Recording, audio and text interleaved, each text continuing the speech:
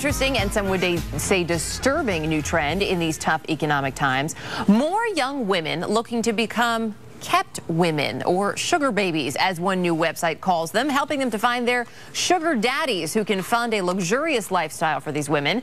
The website seekingarrangement.com claims to already have 300,000 members and says that, in fact, traffic is up some 30% since September. So what is it with this trend? Anna David is a sex and relationship expert and author of Bought. Anna, good to have you with us. And we have you here because you've actually written about these things. We want to clarify, too, for everyone at home. Anna is not a kept woman. She is not part of the website. But you can offer some great insight into this for us. It's funny, I would have thought that it would actually be the reverse, that men these days can't afford to keep women, but actually women are turning to this because they may not be able to afford the lifestyle they want. Well, I think that women who have sort of lost their big financial jobs, or anybody who's affected by the economy, there are more women, and there are certain men that are not affected by what's going on in the economy. And those are the kind of men, I think, that are in this And this is an interesting situation because on this particular website, for women it's free. The men pay $45 a month for an extra $5. It won't show up on your credit card, which is interesting. A lot of the men are married,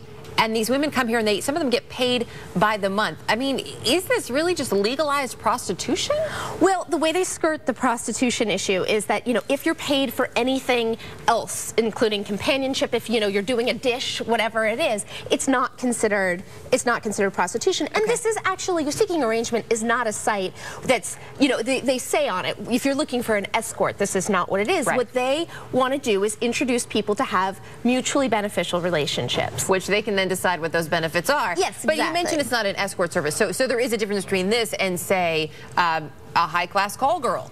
Yes, I mean, there is. And what's interesting is the reason I wrote my novel is that I had done this investigative piece for Details magazine about high-class prostitution, where I interviewed all of these girls. Now I've spoken to a lot of the girls from seekingarrangement.com, and there is a big difference. What is the difference? Well, I think it's sort of a need versus a sort of desire situation.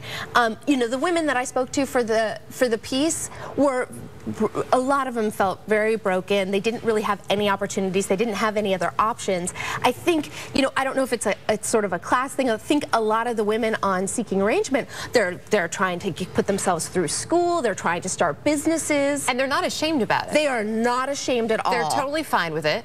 I mean... And then they move on from here. It is just kind of amazing, though. What about the men? I mean, we say most of the men are married. Is that dangerous for some of these women? I didn't actually know that most of the men on the site were married. According to the founder, at a couple of the articles I read, he said, yeah, they're saying a lot of the guys are married. Look, I don't participate in any of it. But I also don't think it's anyone else's job to say what someone else is allowed to do with their sexuality.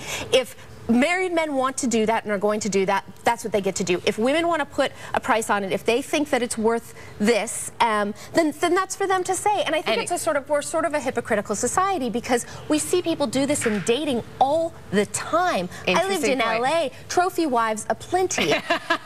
So that's a whole different segment. It is. Happy back to that one. Right, it does give us lots to talk about, and it certainly gets the conversation going on a Saturday morning. Yes, and David, great to have you with us. Thanks.